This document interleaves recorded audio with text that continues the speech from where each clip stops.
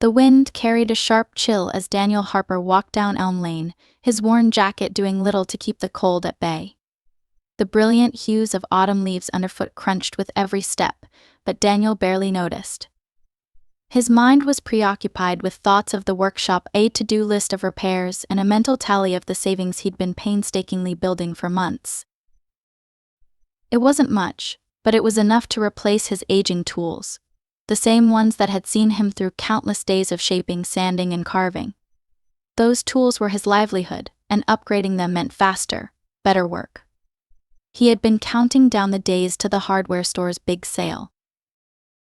As Daniel passed the Overheard Community Clinic, the sight of someone slumped on the bench outside made him stop. It was Sarah Winters, a single mother he knew from town, cradling her son Liam.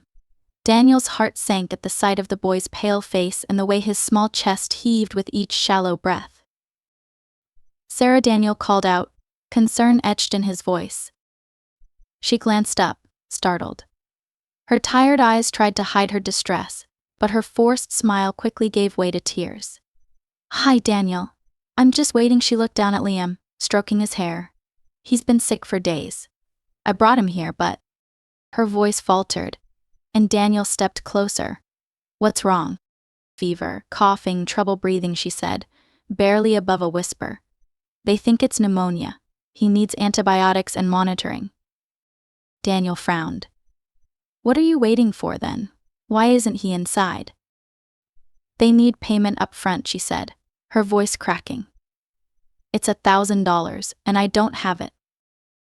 The words hit Daniel like a punch to the gut. He had seen Sarah working tirelessly to provide for Liam, cleaning houses during the day and waiting tables at the diner at night. She was one of the hardest working people he knew. But Overheard wasn't a place where hard work always meant financial security. "Have you tried the hospital in the city?" Daniel asked, though he already guessed the answer. "I don't have a car," Sarah admitted, fresh tears spilling down her cheeks. "And even if I did, how could I afford the treatment there? I don't know what to do." Daniel looked at Liam. The boy's eyelids fluttered as he fought to stay awake, his small hands clutching his mother's sleeve. Daniel swallowed hard, glancing at the clinic door, then down at his pocket. His savings, months of hard work and sacrifice, rested in an envelope tucked away safely in his jacket. "You stay here," Daniel said, his voice steady. "I'll handle it." "What?" "Daniel, no," Sarah protested, standing up. "You can't, you've been saving for..." He raised a hand to stop her. "Liam needs help now. That's all that matters." Before she could argue further, Daniel strode into the clinic. The receptionist looked up from her computer, her expression polite but weary. "How much is the treatment for the boy outside?" Daniel asked, pulling the envelope from his pocket. The receptionist hesitated. "It's $1,000 for the antibiotics and care." Daniel didn't flinch. He placed the envelope on the counter and began counting the money. His hand shook slightly as the final bills joined the stack, leaving his pocket empty and his plans for new tools a distant memory. "That should cover it," he said. The receptionist's face softened. "Are you sure? That's a lot of money." Daniel nodded firmly. "Just make sure he gets what he needs." Moments later, a nurse ushered Sarah and Liam inside. Sarah turned back, her face awash with gratitude, and mouthed, "Thank you." Daniel gave her a small nod before sinking into one of the waiting room chairs. The room was quiet except for the ticking of a clock on the wall. As he sat there, the reality of what he had just done settled over him. His tools, his work, his plans, they would all have to wait. But Liam would get the help he needed, and that was worth everything. When Sarah emerged a short while later, her tears had been replaced by a fragile but hopeful smile. "Daniel," she said, her voice thick with emotion. "I don't know how to thank you." "You don't have to," he replied simply. "Liam's health is what matters." She stepped closer and hugged him tightly. "I'll pay you back. I promise." Daniel gently patted her back. Focus on getting Liam better. That's all the thanks I need. As Daniel left the clinic and stepped back into the biting autumn air, he shoved his hands into his now empty pockets. The wind stung his face, but there was a warmth in his chest that no chill could touch. He didn't know what the future held, but for now he was content knowing he had done the right thing. What Daniel didn't know was that someone had witnessed his act of kindness. Sitting in the corner of the clinic, unnoticed amidst the quiet hum of the waiting room, was a man named Arthur Kingsley, dressed in an understated coat and reading a folded newspaper. Arthur had observed the entire exchange, the sacrifice, the humility, and the quiet determination of a man who had given so much for someone else. Arthur folded his paper, a thoughtful expression crossing his face. He had come to Everbrook for a retreat, seeking refuge from his bustling life as a wealthy entrepreneur and philanthropist. But in this small-town clinic, he had found something far more valuable than the peace he had been searching for, a glimpse of true, unselfish kindness. As Daniel disappeared into the evening, Arthur remained seated, his mind already turning with ideas. The next morning, Daniel returned to his workshop as sunlight filtered through the windows, casting a warm glow over the sawdust-dusted floor. The rhythmic sounds of his tools hammering, sanding, and sawing usually brought him a sense of calm. Today, though, his thoughts were scattered. He couldn't stop thinking about the clinic, about the envelope of cash that was now gone, and about what it would take to rebuild his savings. The rocking chair commission he was working on was for an elderly couple who had been loyal customers for years. As he carefully smoothed the curved edges of the chair's arms, the workshop door creaked open behind him. Wiping his hands on a rag, Daniel turned to see Sarah Winters standing there, her expression both shy and hopeful. "Good morning," he greeted her warmly. "How's Liam?" Sarah stepped inside, holding a brown paper bag against her chest. "Better. He's still tired, but the fever's gone, and the doctor said he's out of danger. He even ate a full breakfast this morning." "That's great to hear," Daniel said, a genuine smile lighting up his face. "I'm glad he's on the mend." Sarah extended the bag to him. "I brought you this. It's just a loaf of bread and some jam I made. I wanted to thank you." Daniel took the bag, his heart warmed by the gesture. "You didn't have to do that, but I appreciate it." "I did," she said firmly, her voice thick with emotion. "What you did for us. I'll never forget it, and I'm serious about paying you back. It might take some time, but I'll do it." Daniel waved a hand dismissively. "Don't worry about that. Just focus on Liam." Tears welled up in her eyes again, but this time they were tears of gratitude. She stepped forward and hugged him briefly before leaving, her words of thanks lingering in the air. As the workshop quieted once more, Daniel returned to his work, the scent of fresh bread lingering faintly around him. By mid-afternoon, customers began trickling in, an elderly man needing his cane repaired, a young couple ordering a custom shelf for their nursery, and a neighbor asking for help fixing a wobbly table leg. Each small job brought Daniel closer to rebuilding what he had given up. And though the road ahead seemed long, he felt a deep sense of purpose in every piece he finished. It was just after sunset when the door opened again. This time, a man Daniel didn't recognize stepped in. His tailored coat, polished shoes, and confident posture were out of place in the small-town workshop. The man's salt and pepper hair and sharp eyes gave him an air of quiet authority, but his warm smile softened the impression. "Good evening," the man said, extending a hand. "You must be Daniel Harper." "I am," Daniel replied, shaking the man's hand. "What can I do for you?" "My name is Arthur Kingsley," the man said. "I'm visiting Everbrook for a while. A friend of mine mentioned your work, and I had to see it for myself. They weren't exaggerating. You've got a talent for craftsmanship." Daniel chuckled modestly. "I do my best. What kind of project are you looking for?" Arthur glanced around the workshop, his gaze lingering on the intricate carvings and sturdy frames. A dining table. Something strong and timeless, but not overly ornate. I can help with that, Daniel said. Any particular details in mind? Wood type? Size? As they discussed the project, Arthur seemed genuinely interested in Daniel's process. He asked thoughtful questions about the tools Daniel used and the techniques that shaped his work. His eyes lingered on Daniel's hammer, its cracked handle bound with tape, and the dulled edge of his saw. You've been doing a lot with these tools, Arthur said, gesturing toward them. They seem like old friends. Daniel smiled faintly. They've been with me a long time.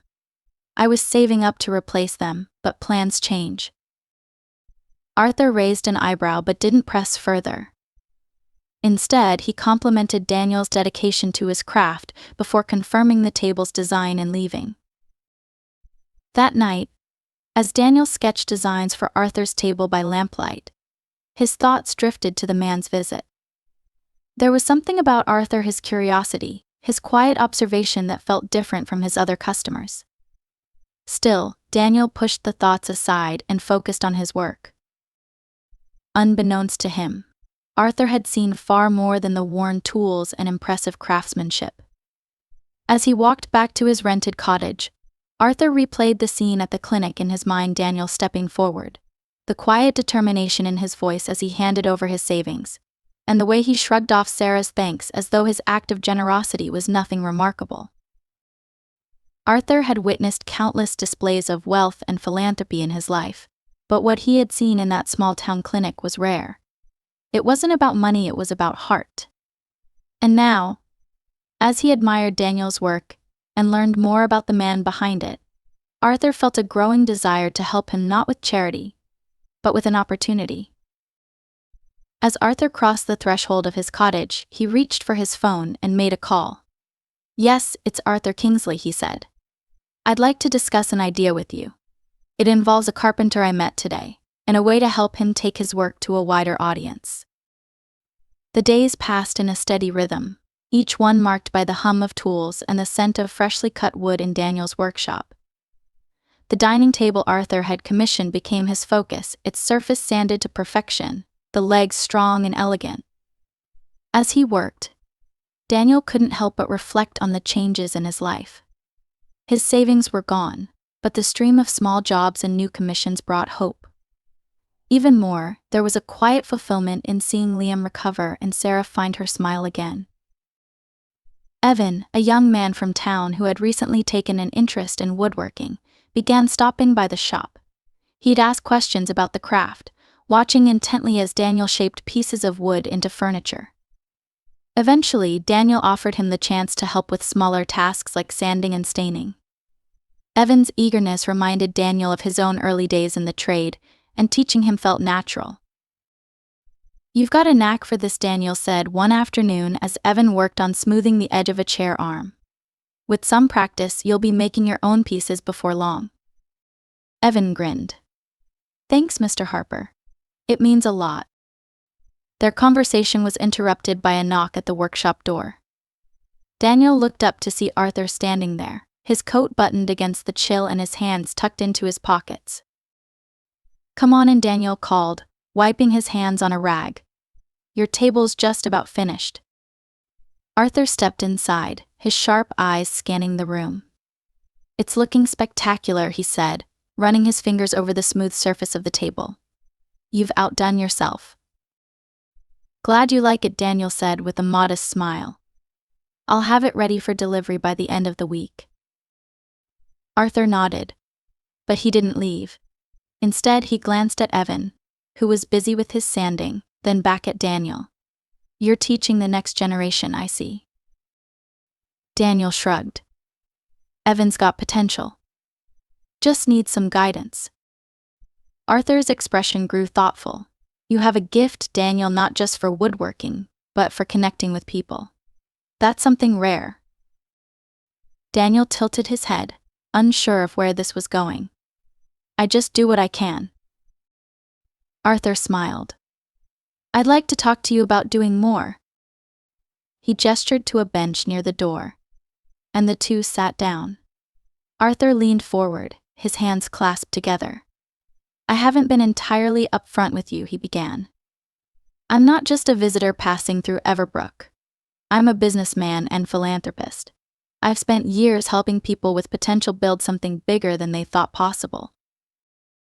Daniel raised an eyebrow but stayed silent, sensing that Arthur had more to say. I was at the clinic the day you helped Sarah and Liam, Arthur continued. I saw what you did, giving up your savings without hesitation. That kind of selflessness is rare. It struck me because it wasn't about recognition or gain. It was simply the right thing to do. Daniel shifted in his seat, uncomfortable with the praise. They needed help. That's all there was to it. Arthur nodded. And that's exactly why I want to help you. I've seen your work, your dedication, and your values. I believe you could take your craft to a much larger audience, but you'll need the right support to get there. Daniel frowned, skeptical. I'm not interested in turning this into some big operation. I like what I do, and I don't want to lose that personal touch. And you won't, Arthur said quickly. This isn't about mass production or losing what makes your work special. It's about preserving that while giving you the tools, resources, and visibility to reach more people. Imagine better tools, a larger space. Maybe even a small team to help you keep up with demand, all while staying true to your craft. Daniel stared at the floor, his mind racing.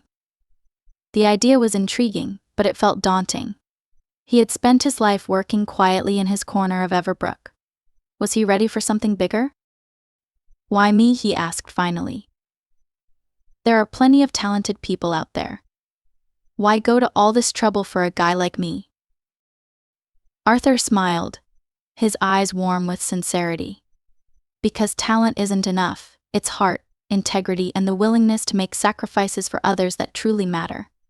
You've shown all of that, and I believe the world could use more of what you have to offer. The room fell silent for a moment, save for the soft scraping of Evan's sandpaper. Daniel let out a slow breath, weighing the offer. He thought about his aging tools, the growing demand for his work, and the chance to mentor people like Evan. But most of all, he thought about the impact he could make on his community, on his customers, and perhaps beyond. All right, Daniel said at last. But only if I can stay true to what I believe in. No shortcuts, no compromises. Arthur extended a hand, a smile spreading across his face. Deal. As their hands clasped, Daniel felt a mix of apprehension and excitement. This was a step into the unknown, but for the first time it felt like the right one. Arthur stood, his energy renewed. I'll get to work setting things in motion, Arthur said. And I'll be here every step of the way. As Arthur left, Daniel returned to his workbench, his mind still buzzing. He glanced over at Evan, who looked up with a curious expression. What was that about? Evan asked. Daniel smiled faintly. A new chapter, I think. Let's see where it takes us. That evening, as Daniel locked up the workshop and walked home under a sky filled with stars, he felt something he hadn't in a long time, a sense of possibility. He didn't know exactly what the future held, but he knew one thing for certain: it had all started with a choice to help someone in need, and that choice had changed everything. In the weeks that followed, the transformation of Daniel's workshop began quietly but steadily. Arthur kept his word, helping Daniel acquire new tools: a precision lathe, a bandsaw, and a collection of fine chisels that made carving intricate designs easier than ever. The upgrades felt like a revelation. For the first time in years, Daniel's hands didn't ache after hours of work, and the results were better than he'd imagined. Evan, now a regular in the workshop, marveled at the changes. This is incredible, he said one afternoon, running his fingers over the smooth edge of a newly finished table. I can't believe how much faster it's coming together. It's not just the tools, Daniel said, smiling. It's about knowing how to use them. That's what we'll work on next. Arthur also helped bring a photographer to Everbrook to document Daniel's work. The photos captured not just the furniture but the heart behind it: the grain of the wood, the fine details of each carving, and Daniel's focused expression as he worked. Along with the photos, Arthur insisted on writing a story about Daniel's journey, emphasizing his dedication to his craft and the act of kindness that had sparked everything. At first, Daniel resisted. "I'm not sure people need to know about all that," he said, scratching the back of his neck. "It feels personal." "It's precisely because it's personal that it matters," Arthur countered. "People don't just buy furniture. They buy stories, values, and connections. Sharing yours will help them see what makes your work unique."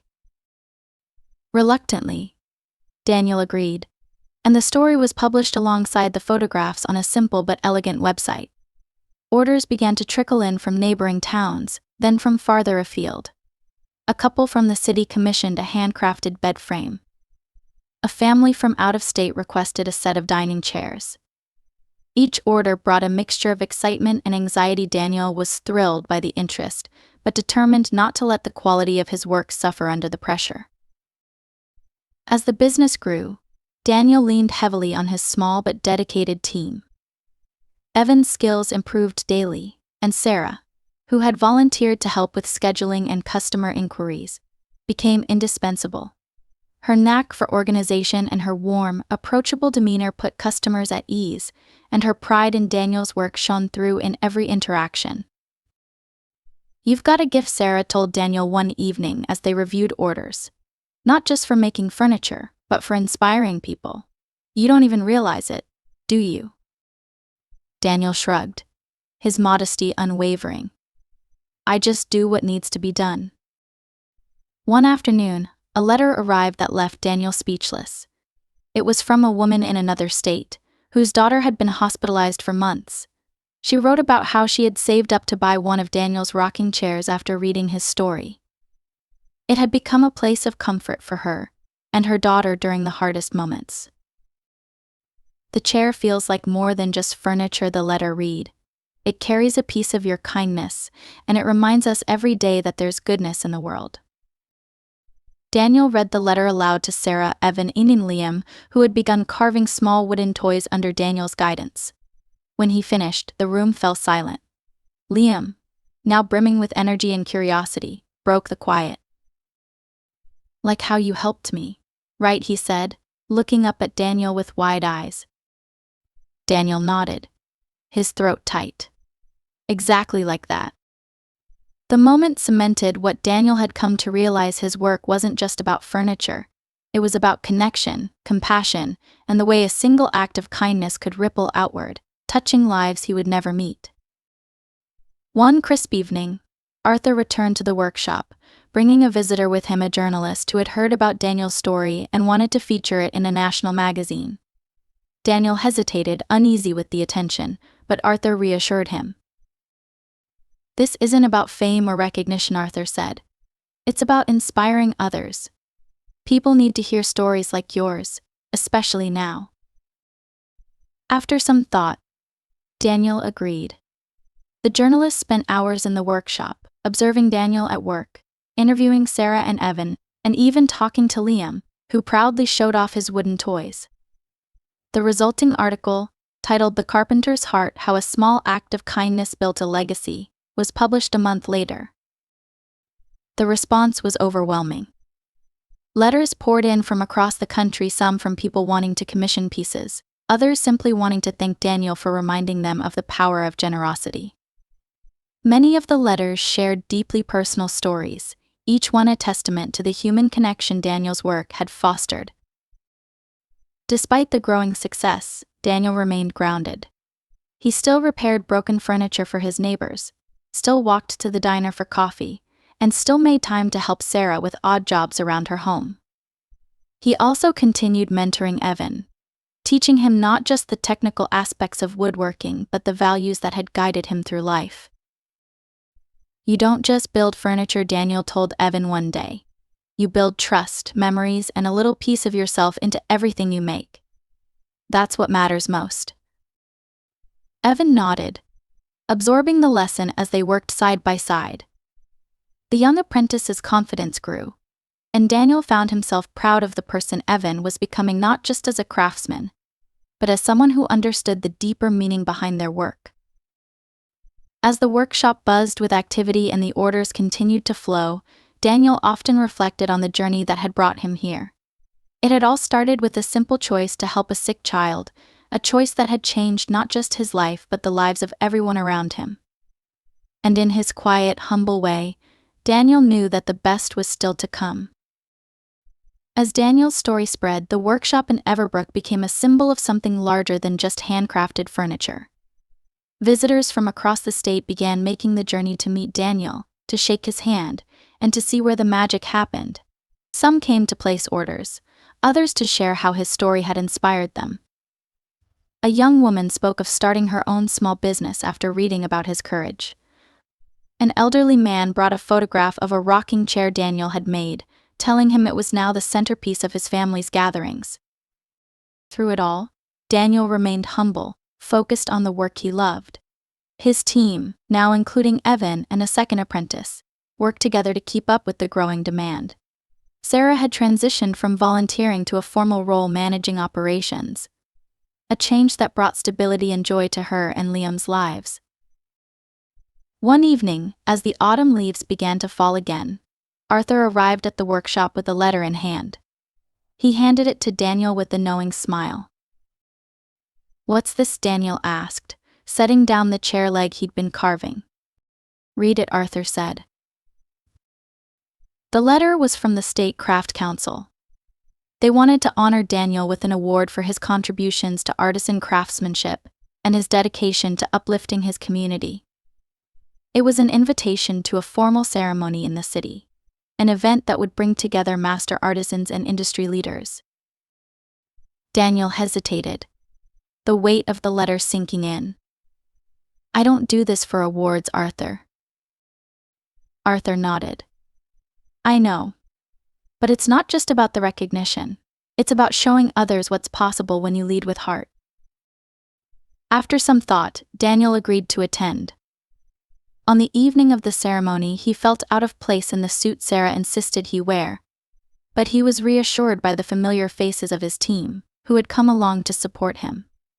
As the award was presented, Daniel stood at the podium, his hands gripping the edges nervously. "I'm not much for speeches," he began, his voice steady but soft. "But I will say this: none of this would have been possible without the people who've supported me. The people of Everbrook, my team, my friends, they're the reason I can do what I do. And it all started because someone needed help, and I happened to be in the right place at the right time." He paused, scanning the crowd, and thought of Sarah and Liam. "If there's one thing I've learned, it's that small acts of kindness have a way of growing into something far bigger than you expect. This isn't just my story, it's all of ours." The room erupted into applause, and Daniel stepped down, feeling overwhelmed but grateful. As he returned to his seat, Sarah leaned over and whispered, "You've inspired more people than you know." Back in Everbrook, life continued as it always had, but with new opportunities unfolding. The workshop expanded into a larger space to accommodate more apprentices and orders, yet it still retained the charm and warmth of its humble beginnings. Evan, now crafting his own designs, had begun teaching a local woodworking class for teenagers, passing on the lessons Daniel had taught him. Liam, now a vibrant and curious boy, often visited the workshop after school, his small hands busy carving tiny figurines that Daniel proudly displayed on a shelf by the door. One afternoon, as Liam held up a finished piece, a small bird with intricately carved wings, Daniel knelt beside him. "You've got talent," Daniel said, ruffling Liam's hair. "But more than that, you've got heart. That's what really matters." Liam beamed. "Just like you, right?" Daniel smiled, his chest swelling with pride. "Just like you." As the seasons turned, the workshop remained a beacon of connection and purpose. People came not just for the furniture but for the story, the kindness that had built it, and the inspiration it offered. Daniel often reflected on the day at the clinic, the day he had given up his savings for a sick child. At the time it had felt like a simple choice, one he didn't think twice about. But looking back, he realized how much that moment had shaped everything that followed. One evening, as the sun set behind the hills, Daniel stood outside the workshop, watching the warm glow of light spill through the windows. Inside, his team laughed and worked, their camaraderie a testament to what they had built together. Sarah was helping Liam with a school project, while Evan and the apprentices sanded the final piece of the day. Arthur joined Daniel on the porch, his hands in his pockets. "You've done something remarkable here," Arthur said. "Do you see it?" Daniel nodded slowly. "I do. And I'm grateful for all of it." Arthur smiled. "It's only the beginning, you know." Daniel turned to him, a soft smile on his face. "Maybe. But even if it is, this is enough. More than enough." As the stars appeared overhead, Daniel felt a deep, abiding peace. His journey had started with an act of kindness, but it had grown into something far greater. It was a testament to what could happen when compassion and hard work intertwined. And as he stood there, surrounded by the people who had become his family, he knew his story wasn't just about him. It was about the countless lives they had touched together and the promise of what was still to come.